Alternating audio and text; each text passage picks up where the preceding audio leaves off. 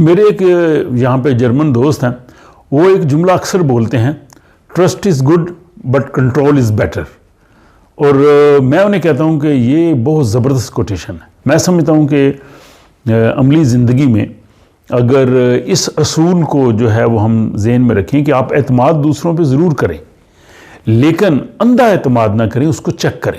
جیسے کہتے ہیں کہ اندھا اعتماد، آپ بالکل جو ہے وہ بلائنڈلی کسی شخص پہ جو ہے وہ اعتماد کر لیں تو اکثر ان لوگوں کو بعد میں نقصان اٹھانا پڑتا ہے.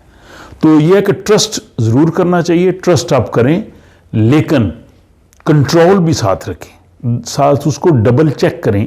یہ بڑا ضروری ہے. یہاں پہ بے شمار لوگ ہیں، یہاں بھی ہر جگہ، کہ جو کہتے ہیں جی میں نے تو اس پہ اعتماد کیا تھا اور اس نے مجھے نقصان اٹھایا. لوگوں کو مالی نقصان بھی ہوتا ہے، لوگوں کو معاشرتی سطح پہ بھی نقصان ہوتا ہے، سماجی تعلقات میں بھی نقصان ہوتا ہے، اور بھی نازک بعض ایسے معاملات ہوتے ہیں ان میں بھی اعتماد ہوتا ہے کہ آدمی سمجھتا ہے کہ میں تو اسے بہت اچھا انسان سمجھتا تھا اور مجھے توقع نہیں تھی کہ اس قسم کی یہ گری حرکت کرے گا.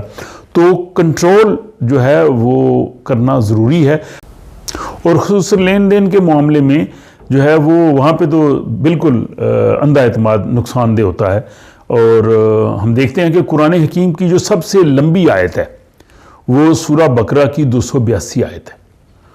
وہ آیت جو ہے وہ نماز روزے یا عبادات کے بارے میں نہیں ہے، وہ لین دین کے بارے میں، کہ اگر آپ کسی سے قرضہ لیتے ہیں یا کسی سے معاہدہ کرتے ہیں تو آپ اس کو لکھیں، اور اس کی پوری تفصیل وہاں پہ دی گئی ہے.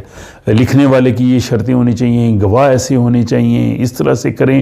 تو یہ میں سمجھتا ہوں کہ اتنا بہترین خوبصورت اصول قرآن حکیم نے وہ اس آیت میں بتا دیا گیا ہے کہ کسی کے ساتھ بھی جب آپ معاملات کرتے ہیں تو آپ جو ہے وہ اگر بلائنڈ فیتھ کریں گے، اندھا اعتماد کریں گے، ہو سکتا ہے بے شمار دفعہ پہ آپ کو اس سے نقصان نہ ہو.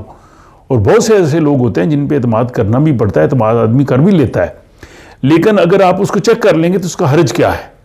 تو میں سمجھتا ہوں کہ یہ جو جملہ اکثر میرے وہ جرمن دوست بولتے ہیں کہ trust is good but control is better, تو مجھے کافی یہ اچھا انسپائرنگ لگا.